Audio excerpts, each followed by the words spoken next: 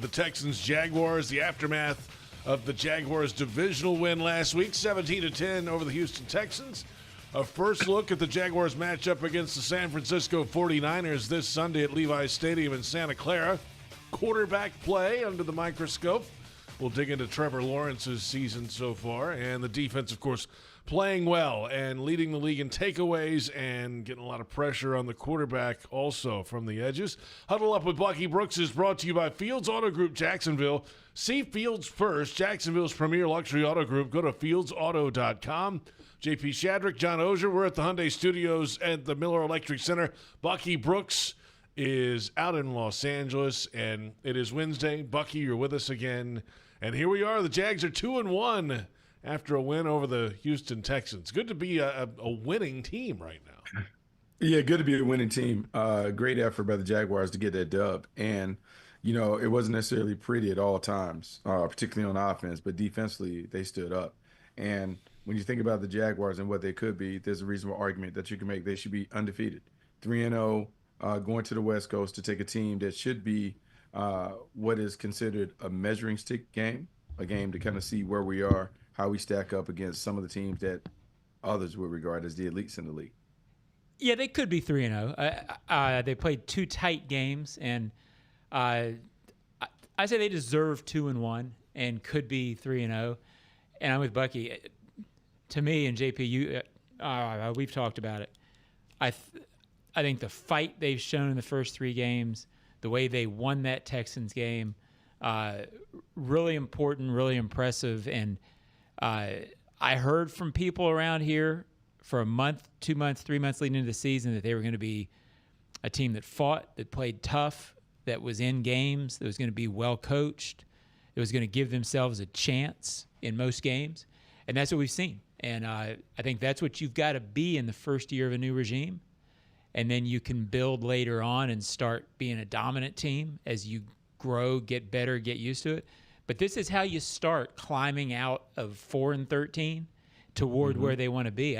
I don't think you get to great without grinding through some of these, and I'm impressed. Yeah, absolutely. And plenty to get to, of course, on the offensive side here. A lot to work on that side of the ball. But the defense really leading the way and keeping this team afloat in games, at least a couple of those games, certainly this past week. The 9 takeaways, 3 of them this past week against the Texans, and there's pressure from the edge rushers. It's funny, we were in the locker room today, and I asked Josh Hines-Allen, you guys are getting pressures, one of the best pressure duos in the league, you and Trayvon, but what's the next step for you? He's like, what? Why don't you just ask how do we get more sacks? JP wants more sacks, Bucky. He's not happy with pressures. But he has a high standard. The pressures are there. That's the next step, right, is getting home on the quarterback more. I mean, yeah, but that's really a collective effort. It's not just them.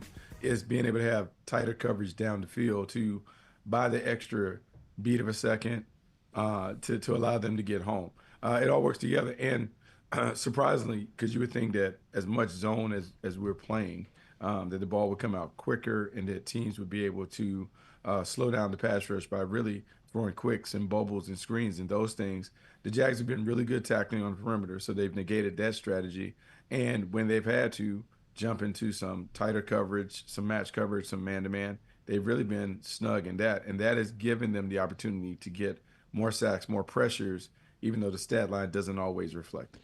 Yeah, and I think one of the hidden things in this defense is how well they're tackling. Mm-hmm. It feels like that is enabling them to be in better down and distance situations that has enabled them to have more pressure. But, I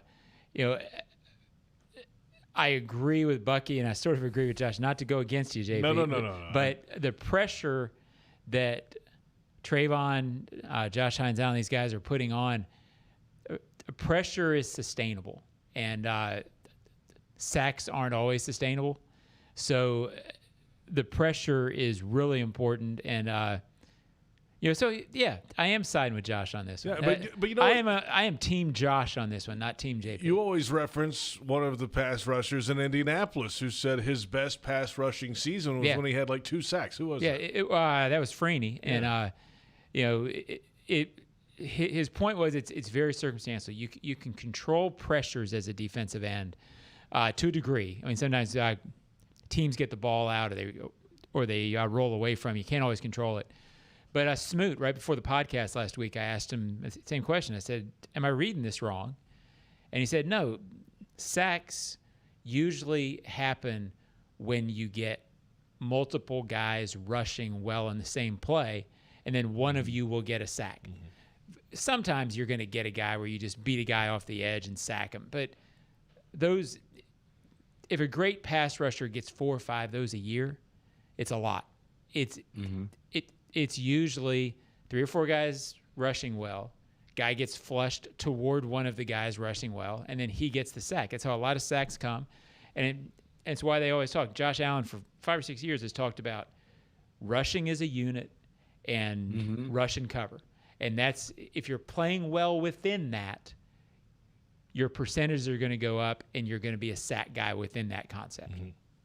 Yeah, it all works together. Josh Allen, it sounds like, is relating to John, the way that the coverage and the front work together to get sacks. If the coverage is good on the back end, then it allows the front end to be able to get after it, and vice versa. If the rush is great, then it allows the back end to begin to get turnovers and takeaways off tips, deflections, errant passes, because the quarterback is under duress. The one thing that I believe is underrated and hasn't been talked about enough is the reason why Josh Allen and Trayvon Walker have been more effective is because there's a legitimate pass rush presence on the inside. Eric Armstead making disruptive plays on the inside has created more one-on-one opportunities for those guys on the outside, and the middle push, the push in the middle of the pocket, forces the quarterbacks to flee to one of those guys and, I guess, kind of run into their waiting arms, as they would say, if you're a romantic, JP. Yeah, I am. Eric Armstead today, of course, said in the locker room he's not really thinking a whole lot about the good return to San Francisco. There's some feelings there, but hey, he's playing football. He's been around it for a long time. You know what helps a pass rush? Having a lead late in games. The offense has to do some of their part as well, and it has been a struggle some this season. Of course, last week, couldn't get much done offensively. They were having trouble catching the football. They missed a couple of deep shots down the field from the quarterback. And so far this year, Trevor Lawrence is 29th among qualified quarterbacks in passer rating, 70.3. And in the second half of games, Bucky, it's even worse, 56 rating so far, when it really should matter. You got to make big plays in big moments late. How does the quarterback, Trevor Lawrence, get on track here offensively? I think it's a few different things. One, his stat line is reflective not only of his work, but the performance of those around him. And the wide receivers have not been good. They weren't good last Sunday. Too many drop passes, too many miscommunications where people aren't in the right spot. Trevor has missed his fair share of throws, but all of that doesn't fall on him. I would say the way that Trevor can improve upon that is he and the wide receivers got to spend extra time to make sure that everyone is on the same page. Everyone knows exactly what they're doing. And when you get your opportunity to have the ball hit in your direction, you have to catch it. I mean, Trevor can do a lot of things. He can't walk it to them and put them in the bread basket and tell them, okay, now you take it and go run with it. These guys have to catch the football. And it's one of the more disappointing things that we've seen. Our guys have not consistently caught the ball. So Liam Cohen has to make a choice. Trevor Lawrence has to make a choice. If you're throwing the ball to guys and they're dropping it, then the ball has to go to your most sure-handed players. And right now, that's Bretton Strange, and that's Travis Hunter. I would expect them to get more touches because they're the ones who have been the most consistent when it comes to the catch percentage. Yeah, Bucky, they've just shown about 4 or 5 of the drops on this, and I get questions all the time. Is Trevor throwing the ball too hard? I'm not going to say he's never in his career had issues where he could have shown more touch, right? But JP, you're watching these along with me. Yep. There's not a single pass in it that's too hard. And if it is, I mean, and I don't think Brett any Favre receiver throwing the football at right. him. Like, Parker Washington and Brian Thomas Jr., the guys who were showing the drops. I don't pretend to know them, that well, but I know them well enough to know they're not going to blame Trevor for those drops. Look, Trevor is not one of the best 4 or 5 quarterbacks in the league right now.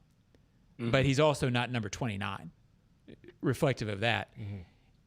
And the drops the other day were weird. Like, it was almost like it got in the water. He is not, like, whatever stat you want to use against him, his quarterback rating this year is not reflective of how he's playing. And I would say it's far more reflective, as Bucky said, far more of a result of the drop passes. I mean, De'Ami Brown drops one against Cincinnati. Long pass down the sidelines. It was a tough catch, but BTJ has to make it the other day. Let's see what the rating is if you factored all those into catches. Not 29. And it's not a pressure issue either. The offensive line is actually, for the most part, Bucky, kept him upright this year. No, the offensive line has been, more effective than I think anybody would imagine based on the questions and concerns that we had going into the year. So they've done their job up front. He hasn't taken an extraordinary amount of hits and those things. We can talk about the wide receivers and their drops and those things. I would say the one piece where Trevor has to get better is decision-making in crucial moments, meaning in the red zone, can't put the ball in harm's way. We have some mistakes that have really hurt us because you're turning the ball over in those times. He also has to resist the urge to try and fit the ball into tight windows when it's not necessary, meaning understand time score situation. There's a time and a place when you have to try and squeeze the ball into tight windows because it's a got to have it down. But on some of these downs, if the window is tight, that means someone else is open and you got to get to them in their progression. So it's a little bit of Trevor Lawrence, there's a little bit of pieces around them. They just haven't got together, but you're still hopeful and optimistic that this group is too talented to continue to struggle like they've been struggling. You just hope that we can fix it and fix it soon. Yeah, there's 3 or 4 a game. I mean, I just kind of spent my last minute, I guess, defending Trevor, however you want to phrase that. But there's 3 or 4 a game where you're like, what in the world is going on? But I've been, in the last couple of weeks, the drops have been more the storyline. They have been to the point where last week, at one point I dropped my pen and I said, what is going, like, this is weird. Like, but I will say this, through 3 games, Bucky, and I want to get your thought on this. I'm more optimistic that what they're doing on offense, they've gotten guys open every week. There have been more than, this offense is functioning, the play calling or the whatever, the opportunities are there. And I'm more convinced after Sunday that this is going to be a good running team all season. They had the deal where JP asked me about it. You weren't there, Bucky. But JP asked me about it before the pregame. And I said, it's going to be interesting today to see what happens to the Jaguars when the Texans stop the run. Because usually at some point in the first 2 or 3 games, if a team wants to stop you running, they will figure out a way to do it. They can scheme that. And I thought in the second half, when Liam figured out a way to get that running game going, that showed me that throughout the course of the season, over 17 games, I don't think they're going to have very many when you look at the stat sheet and it's 22 yards and they just couldn't do anything. I believe more in this running game after Sunday than I did the first 2 weeks. Yeah, I think the running game, the test that the Texans presented, not only their physicality, speed, toughness, their commitment to defending the run, it really tested the patience and the discipline of Liam Cohen. And what we saw was someone who figured it out at halftime. And one of the things that you're always evaluating on the head coach and the offensive and defensive coaches, how quickly can they adapt and adjust? What are the changes that they have already in the holster in anticipating how a defense may defend them? What are they going to go to? What's next on the plan? And Liam has done a really good job of kind of finding the answers. And he talked about it. Hey, it took us a little while, but at halftime, we kind of figured it out. We had some answers and solutions, and we're able to get the running game untracked in the second half. And as long as that running game is a steady Eddie presence for this team, the big plays are going to be there in the passing game. It's just a matter of making sure all aspects of the offense are operating at a high level, particularly down the stretch, because that's when your team has a chance to really make a run. They can go from good to great, and they can kind of shape themselves into being a legitimate contender because you got all of the pieces of the offense working together. Remember, JP, we talked a couple weeks ago. about Liam, and he's as advertised. He can coach offense, and he can really coach the running game. I would be very surprised if this is not – I don't even know what they're ranked, but I'd be very surprised if this is not an efficient offense, that once they start catching the ball, I think they're going to be better in the future. Like in future years, once they get it right and get – but I think this year, I believe this offense is going to be very productive throughout the course of the season. Look, there's plenty ahead. We'll come back. We'll see if it's productive this week in San Francisco. We'll check out the San Francisco 49ers on both sides of the football. They're 3-0, and they have a slew of injuries. We'll get to all those coming up. Monday Night Football is coming to the bank October 6th. It's a matchup you don't want to miss as the Jaguars entertain the Kansas City Chiefs. The Jags are throwing it back in the Prowler jerseys again. Get your tickets now, jaguars.com/tickets, or call 904-633-2000. A look at the Niners after this. It's Huddle Up with Bucky Brooks.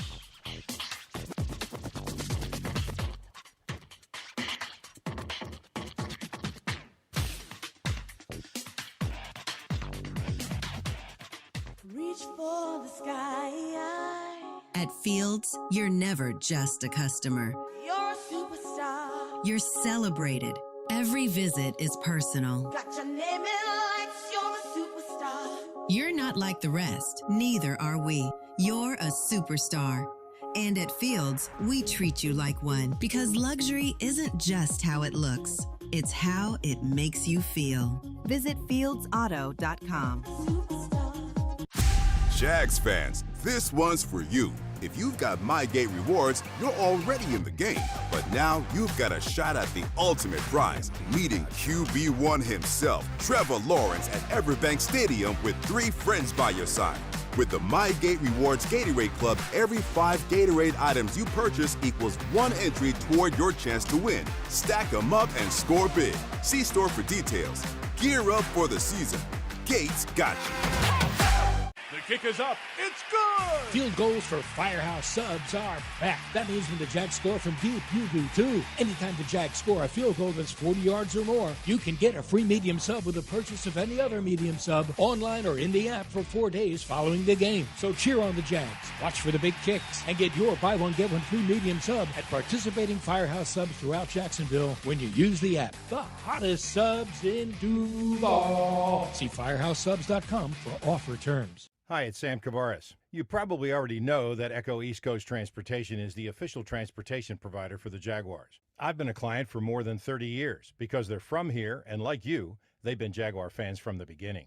So for any prearranged transportation needs, call them at 904-631-5466 or find them online at ectjax.com and use the code SAM in the special instructions box for your 15% Jaguars discount. And if you want to talk Jaguars, they can do that too.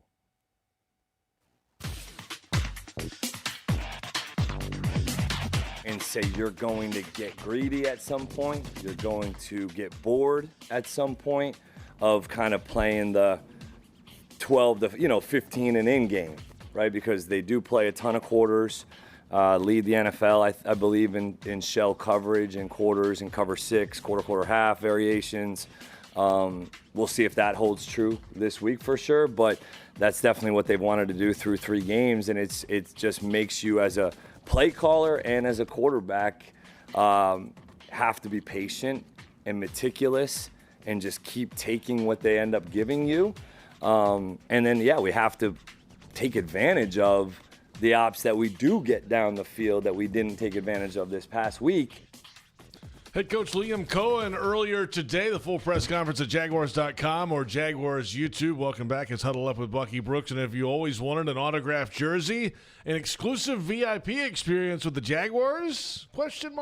It could all be yours today. Visit Jaguars.com/sweepstakes and learn how you could be the next fan to win big. JP Shadrick with John Ozier, Jaguars.com senior writer, and Jaguars field analyst Bucky Brooks in Los Angeles.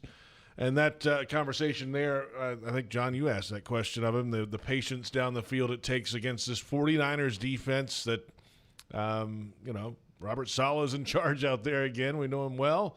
And they've got some injury issues, certainly on the offensive side, but now it's creeping over to defense as well. Nick Bosa, the big loss, of course, on the defensive line. You've got some younger players in there that'll roll in and play defense. You see on your screen all the injuries, maybe not even all of the injuries, but a good bit of the injuries for the 49ers, including Brock Purdy, who didn't play the last 2 weeks on the Ben offensive Barch on side. that list. Ben Barch, former Jaguar there. A couple of defensive guys on that list. And we'll start with the defense here, Bucky. What stands out the most when you look at the 49ers on film defensively?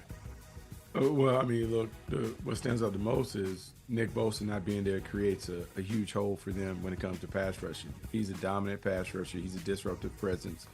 He is someone who can take over the game, and without him, it changed the dynamic of that rush. Now, they'll figure out a way to get some young athletic players. Mikael Williams may have an opportunity to play a role. They have some other guys that can play a role, but no one that is like Nick Bosa. And if you're the Jaguars, it means that you don't necessarily have to direct your protection in a particular way to double team or chip a player. That should free up Trevor Lawrence to have more time to attack. But as Liam Cohen kind of warned everybody, this is a game of patience. And this is a game where the quarterback and everybody has to be patient. It's going to be rare that those big play opportunities are there. And you're going to have to drive the ball the length of the field, taking dink and dunk plays. And they want to see if you're patient and disciplined enough to do it, because they're betting that you will get bored or distracted and you're trying to fit a ball into a tight window that leads to an interception off her tip or overthrow. Yeah, I think it's a big game for Trevor for that reason. The Texans clearly, stacked the line and dared him to beat them, and play a similar way that the Niners will play. The Niners play it at a high level. Trevor does need to answer. He's had 4 or 5 throws a game that you're like, what? Well, the way the 49ers play, they're assuming that if they have a 12-play drive, that he'll have one of those plays most series. So I think it's a huge game for Trevor to just eliminate some of those and show that he can be the patient dink and dunk, be accurate short. Some of the things that I think he can do but hasn't done at a consistent level yet this year. I don't want to say it's Trevor's game to win or lose, but I think maybe more than any game yet, how he plays will dictate how they do. Yeah, it will. But I take a lot of confidence from the fact that typically Trevor Lawrence has played well against Gus Bradley's defense. True. When Gus Bradley was in Indianapolis, he had a lot of success because he knew going into the game that it was going to require a lot of patience. He put on his little patience hat, and he dictated the terms, taking the dink and dunk. Now that he knows going into this that Robert Saleh's defense is a variation of what Gus Bradley does, he also knows going in, hey, this is a week where I really have to take the checkdowns. The more that I take the checkdowns, the more likely I'm eventually going to get something at the intermediate level that I want. But going into it, I would think Travis Etienne, the running backs, man, they may combine for 10 or more receptions because it's run everyone off the field, get the back, dump it off, let him get the work. I think Travis Hunter could be in line to have a big game. We've seen him run those 5-yard in routes that are like nice for him because he can catch it and knife up the field. To me, all of that is in play. And it literally is about Trevor not only being patient in the 20s, I think where his patience has to pay off, can he be patient enough in the red zone to not try and fit the ball in, to avoid making the hero throws and allow the offense to work for him? And then the final part of it is the Jaguars have to get 7s in the red zone. They can't consistently settle for 3s. I think depending on who the quarterback is on the other side, whether it's Mac Jones or Brock Purdy, there's a magic number that will exist. And that magic number may be 20, 21 points. So however you have to stack it, you get above that, because for all the things that the Niners are, I don't know how explosive they will be on offense if Mac Jones is the quarterback this week. And that's not being disrespectful to him at all. Yeah, if what you don't want to see in this game is in the first half, you look at the stat sheet and you see a bunch of stars next to the drives because that shows you it's a red zone drive, and those drives ending with the 49ers happy. Right. And, with a pick and they're going to break and they're showing the Niners in front of that screen. If you see that, then they've given away opportunities. And also, Bucky, to me, this is I'm writing about it for later this week. I thought before the season that if this offense was going to be really, really good, it was going to have a lot more big plays than last year. It was going to have, and so it feels like they have to be patient. Like Trevor can't force it, but at some point on Sunday, Travis Hunter's got to break a tackle and go. Like he's got to turn one of those short passes into a break, make a move, and go. You're going to need some sort of special from BTJ and or Travis, because I don't know, like the 49ers want to hold them to long drives. The Jaguars have to trump that and have one of their guys make one or two of their guys make a big play that goes against that, I think, for them to win.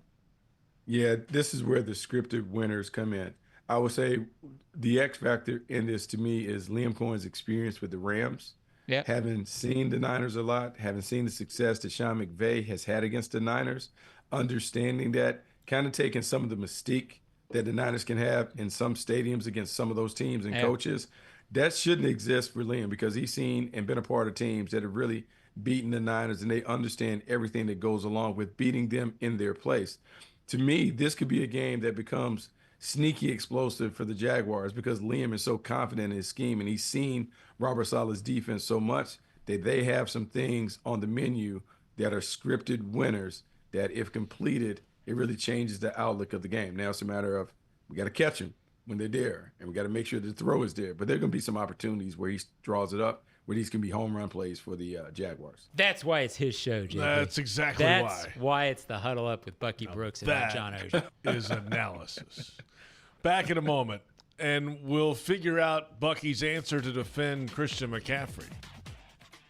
We'll get that when we come back. If you want customized Jags furniture for your home, check out zipchair.com and browse all customizable options. Zipchair, furniture for fans. It's Huddle Up with Bucky Brooks.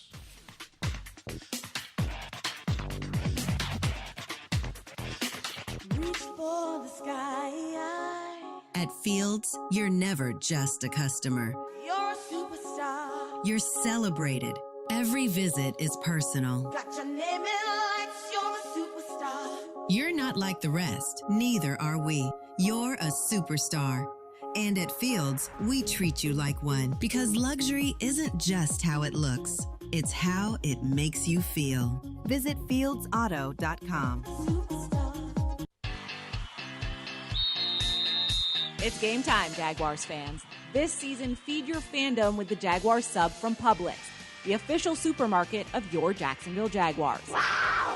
Sink your teeth into crispy chicken tenders, boar's head bacon, melted cheddar, sweet coleslaw, and smoky barbecue mayo, all stacked on a fresh white roll. Taste the hype only at Jacksonville Publix locations. Publix, where shopping is a pleasure. Watch the game, host your crew, or just unwind at BC Grill and Patio at Sheridan Jacksonville, part of the Marriott family of hotels. Enjoy craft cocktails, tasty bites, and indoor-outdoor seating perfect for watch parties, happy hours, and events. Mention this radio ad for 10% off food and drinks. Visit SheridanJacksonville.com or call 904-564-4772.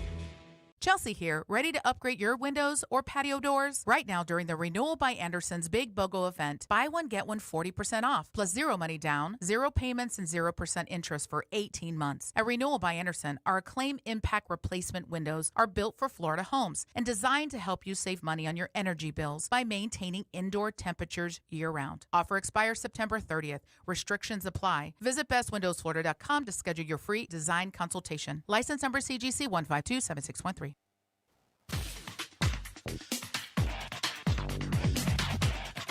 We've got to attack the ball more, I think, with our hands instead of letting it maybe get into the body at times. We always talk about not trying to let the ball cross our eyes. So if it's an in-breaker or even an out-breaker, trying not to let it cross you this way at all. There's a difference between the ball being, here and going and getting it there. That's just kind of the way that's how we're trying to coach it. Liam Cohen trying to explain how to get the drops out of the system. And welcome back. It's Huddle Up with Bucky Brooks, JP Shadrick, John Ozier, and yes, Bucky Brooks. And if you're Duval enough to become the Jaguars 2025 Fan of the Year and earn a trip to the Super Bowl, visit NFL.com/Fan of the Year and nominate yourself or another fan today. It would be fun. The Jaguars. Can fun. I nominate myself? Yeah, you can, Is that possible? Bucky. I think so, Okay, probably. I'm gonna go to the website and see if I can nominate myself. I don't know how many times. John, would you nominate yourself to go to the Super Bowl as the fan I was of the going year? to say, that's like when I was in high school, I always voted for myself and never won. So, I mean, that's my MO. That's how it goes. Yeah. It's okay. Jaguars defense this week facing in the San Francisco 49ers, of course. The big first question mark is who's playing quarterback. Brock Purdy has not been ruled out yet. Mac Jones was on the injury report. He had a PCL issue pop up from the summertime last week and limited with that knee issue today. Purdy also limited, so we'll see what happens as the week goes along. You know, one person who will be out there, though, and it's our defensive coverage of the game presented by GEHA, Government Employees Health Association, benefits for federal employees and retirees, and it's running back Christian McCaffrey. He's all over the field all the time. He leads the league in touches this season so far, 77 total, 52 carries, 25 receptions, and it's the most through 3 games in his career. Is this sustainable, and how do you slow him down, Bucky? I mean, look, he's one of the best running backs that we've seen in NFL history. You talk about someone who's in rare clubs, 1,000, 1,000, 1,100 when it comes to rushing yards and catches. He's done it all when it comes to that. He is the guy that drives their offense. And when he is going as a runner or as a receiver, it spells doom for the defense. I think the one thing that you have to understand is where he is at all times. You got to make sure you get multiple bodies to him. You have to be aware of him on these screen down situations, second and long, first of drive, first time you enter the red zone, the screen could come to him. So just being aware of him at all times. This is a game where you got to make somebody else beat you. You have to make one of their guys on the perimeter, make somebody else have a big game to beat you. It has to be all eyes on 22. Let's limit him and limit his opportunities. Yeah, I also think you can't get overwhelmed by them early. Every time I've seen a Shanahan team play this team, it's only a couple of times, it started feeling like an avalanche fast. And maybe it was game circumstance, but they're going to get, because he schemes so well, they're going to have some success at times early. And Josh Hines Allen said in the locker room after JP and he went at it. We didn't go at it. What are you talking about? I mean, it was a little sparring. Something wrong with you, man. But he said, you can't lose confidence when you play them. You can't. I forget what word he used, but basically that you got to stay calm and realize, okay, they're doing some stuff with motions, with that we have to adapt to. Let's take a deep breath and adapt to it. And it's okay. We're going to get this right. So I do think against a Shanahan offense that staying poised, which I do believe these guys will, and not getting overwhelmed is key. Yeah, no, that's a big part of that. And at their place, it can be an overwhelming environment. And so it's trying to avoid the feeding frenzy that is the bang Niners game. Meaning when they get it going on defense and they start making plays and that offense get going and then the crowds get into it, it does have this overwhelming effect. And so we have to avoid the avalanche. That's why it's really important for Trevor Lawrence and the guys on offense, take care of the ball, don't give the ball away. Let's avoid the self-inflicted mistakes that have kind of hurt us the last few weeks. And then on defense is doing what they've really done. The Jaguars have done a really good job of taking away the explosive play, forcing the team to drive the length of the field on dink and dunk plays, and then you have to rally and tackle. It is the same thing. Take away the deep ball, tackle in space, make them kick field goals. If the Jaguars do that, it potentially could be hard for the Niners to put up enough points to knock the Jaguars out of the game.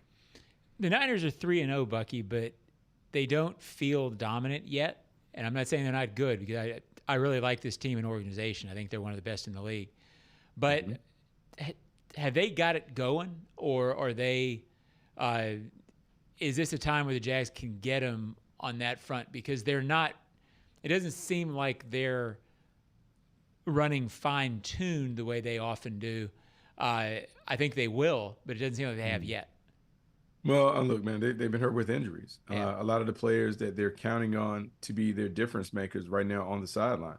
You talk about Bosie, Kittle, Brandon Ayuk hasn't shown up. Brock Purdy is a game-time decision. So they don't have their squad. I think it speaks to the depth of their roster that they've been able to run out to a 3-0 start, regardless of who they played. This is a team that has a championship pedigree. They have high standards and expectations each and every year, and they play up to that. That said, they're not the boogeyman. You know, you have to go in there. You have to be able to deal with their physicality and toughness. You got to be able to weather the storm that is coming. But at the end of the day, to me, this is about let's get the game in the fourth quarter and slug it out with a team that is always one of the elite teams in the league. Yeah, I think the point Bucky made, JP, that I hadn't thought about is the fact that Liam's coached against him so often. And teams in the West do tend to play the Niners sometimes tougher than a lot of teams. I mean, it's true of most interdivision stuff. But I think there's something to that. It's going to be an interesting thing to watch on Sunday. By the way, Ricky Pearsall, their leading receiver right now, is not practicing today with a knee issue. He's on the injury report all of a sudden, and a guy they've relied on a lot this season, former first-round pick out of Florida. Third in the league in receiving yards. We'll have to watch that this week to add to the long injury list for the 49ers, Bucky. Yeah, they always overcome it. They're always hurt and always overcome it. They're an impressive organization that way, Bucky.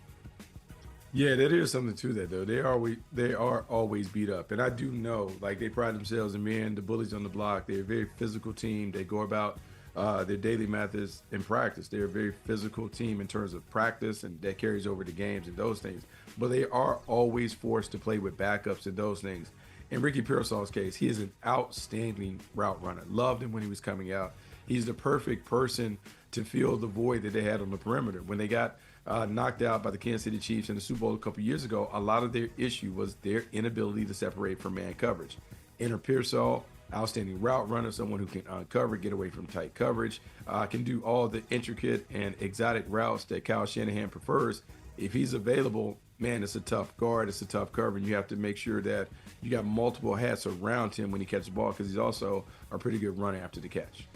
All right, the matchup is on the Jaguars and the 49ers this Sunday at Levi's Stadium, Santa Clara. We're back in a moment. Final thoughts, including the Jaguars' history in the state of California. Gotta bring that up, huh? Yep, we gotta do it.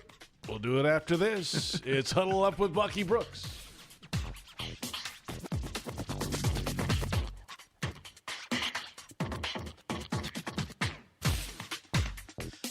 Reach for the sky. At Fields, you're never just a customer. You're a superstar. You're celebrated. Every visit is personal. Got your name in lights. You're a superstar. You're not like the rest. Neither are we. You're a superstar. And at Fields, we treat you like one, because luxury isn't just how it looks. It's how it makes you feel. Visit fieldsauto.com. Superstar. What's the best part about lawn care during the winter? You can give it a rest. Lawns only need watering up to once a week. Really, that's it. Using less water means you're saving time and money that you can put towards something else. Before you run your sprinklers, remember, give it a rest and only water up to once a week. For more information, visit waterlessflorida.com. Jags fans, this one's for you. If you've got MyGate rewards, you're already in the game. But now you've got a shot at the ultimate prize, meeting QB1 himself, Trevor Lawrence, at Everbank Stadium with 3 friends by your side. With the MyGate Rewards Gatorade Club, every 5 Gatorade items you purchase equals 1 entry toward your chance to win. Stack them up and score big. See store for details. Gear up for the season. Gates got you. Watch the game, host your crew, or just unwind at BC Grill and Patio at Sheridan Jacksonville, part of the Marriott family of hotels. Enjoy craft cocktails, tasty bites, and indoor-outdoor seating perfect for watch parties, happy hours, and events. Mention this radio ad for 10% off food and drinks. Visit SheridanJacksonville.com or call 904-564-4772.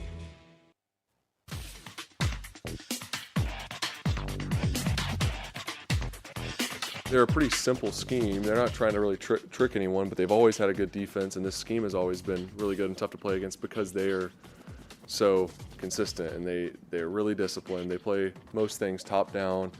You know, they fly around sideline to sideline as far as just the D-line and the linebackers. So they make a lot of plays with that front group there. And then on the back end, I think they're really disciplined. They're really smart. So it's just, we'll have some opportunities down the field, but it's really taking that profit every time and being able to check the ball down. And they've made, you know, they've played really well with that scheme of just banking that you're not just going to, you know, take the small gains all the way down the field and put together a 9, 10, 12 play drive and go score. And they're also really good at taking the ball away. So when you do put the ball in harm's way, whether it's a throw or just carrying the ball, they're really good at punching, causing fumbles, all those things. So you can tell it's a really well-coached group. They fly around. That's the quarterback, Trevor Lawrence. His press conference at Jaguars.com and Jaguars YouTube from earlier today. Huddle Up with Bucky Brooks is brought to you by Fields Auto Group Jacksonville. See Fields first. Jacksonville's premier luxury auto group. Go to fieldsauto.com. Final moments here. The Jaguars in Santa Clara this Sunday. Only their second visit to Santa Clara, only their third visit ever to play the 49ers on the road. They've been a bunch to the Bay Area, of course, when Oakland was still in the league before they moved to Vegas. But only their second trip to Levi's Stadium. The Jaguars historically in the state of California have not fared well. On your screen there, 4-11 all-time in the state, 0-2 at the Niners. You see the two losses there, Candlestick in 2009 and Levi's Stadium in 2017. That was late in the year in 2017, around Christmas, I believe. It was Christmas Eve, maybe. Remember that? 2017, oh yeah, they got rolled. It was steamrolled. A really good team. It wasn't even that close. No, it was Niners got way up early, and the Jags actually did a nice job coming back for a little bit in the first half, and then it was just cooked in that game. Yeah, it was probably the worst loss of that year for that 17 team. And then you see the rest. They've had horror stories against the Chargers, both places, at the Rams once, and at the Oakland Raiders. They had mixed success. So this has got to be part of the new era of Jaguars football, to put all this in the rear view, and they haven't played this Jaguars team. Yeah, I mean, this is something that like when I was covering the team in the 90s, this wasn't a thing because it was so young. But since I've been back in 11, you know, for 15 years, every time you go west, no matter what era, this is the topic. And every era has said, hey, it's not us anymore, and it has been. So I'm writing later this week. This is not a must-win game by any means, but it is very much a chance to show you can go win out there. But second, go beat a team like this. That's a good team. No matter how many guys are hurt, they're 3-0. And I think most people in the league know what the Niners are, Bucky. They're respected. The Niners are the kind of team that it's tough for a team that's in the Jaguars' position just starting out. It's tough for them to go beat them. But you know what? You can go beat them and show that this is different. So I think it's a big chance for this bunch. Yeah, it's a huge opportunity. And in fact, as someone who lives in California, I would say we need to play more games in California. That's the only way to even the record out. You got to have more bites at the apple. Right. So maybe we can do something like that to kind of tilt the playing field back in the Jaguars' I'll stay direction. at your place, Buck. I mean, yeah, we can do that. Like, come on. I mean, why not? You don't want that. What I will say is the Niners have always been an organization that has high standards. Like, they have a championship pedigree. It was established with Bill Walsh, and it's continued from coaches time after time. And so there's a way that they operate. They kind of know winning. They embrace winning. And for an upstart team, a team that is learning how to win, they take advantage of your mistakes because they know that you're not consistent enough to be able to do it down after down, quarter after quarter. for the Jaguars, I think if you're Liam Cohen, I think in a way you break this game down into quarters and play each 15-minute quarter on its own. Hey, guys, let's get to the fourth quarter, be right there in the second quarter. Let's get to halftime and make sure we're in range. Third quarter, we're here. Fourth quarter, let's go win it. If you do those things and kind of take the broader thing out of it, where you kind of focusing on an individual process that you break up, I think that'll give the Jags a chance. And it appears to listening to Trevor Lawrence when he talks about the defense, it appears they understand what they're up against. And when you do that, you have a heightened sense of awareness. You know who you're playing, not in terms of being intimidated, but just kind of knowing what's out there. I think we're going to see the Jaguars respond with the best game of the season thus far. Yeah, that's sort of talking around the same issue, the red zone. You don't want to give away an opportunity there, because then they're running off the field telling each other, yeah, we were waiting for that. So, I mean, that's exactly what I think. It's why it's such a mental test, I think, for the Jaguars this weekend, to sort of prove to this 49ers team that'll be waiting for them to make those mistakes, hey, that's not us. So I'm fascinated by it. I'm fascinated by this team, first of all. I was fascinated going to the Texans game, how they'd respond to that. I think they'll respond well. I don't know if they'll win. I think it's a tall ask for them to win this game, but I think they're going to have a chance. And we're learning a lot about the toughness of this team. And I think everything else you can say about the Jaguars, I do think they're a mentally and physically tough team, which is interesting to watch after what we've seen here for a while. And the 49ers are so banged up as well. Yeah. This will be a good time to get them while all that's going on. Bucky, no time zone jumping for you this week. You get to stay in the Pacific time zone. You gonna ride your bike down, Bucky? Is that what you're doing? I mean, maybe, Vespa? I might try and keep it green and just kind of do something light work. Don't, make sure I take care of the people. It should be fun. I'll make sure I take care of you. I'm see if I can find you a nice little spot to eat and feel good. Enjoy some of this California living. I look forward to it. California living. I am kind of a California guy. Bucky lives there, but spiritually, I'm a California guy. I could see that, John. I can see John fully embracing all of that. I can see him as a lot of beach guy, workouts for me. Yeah, well, not in San Francisco though. Well, I mean, this is Northern California. It's different. Yeah, Northern California. It's a little chillier, but we can go down. We can figure it out. All right. We can make it right for you. Bucky, we'll talk to you later in the week, man. Appreciate it.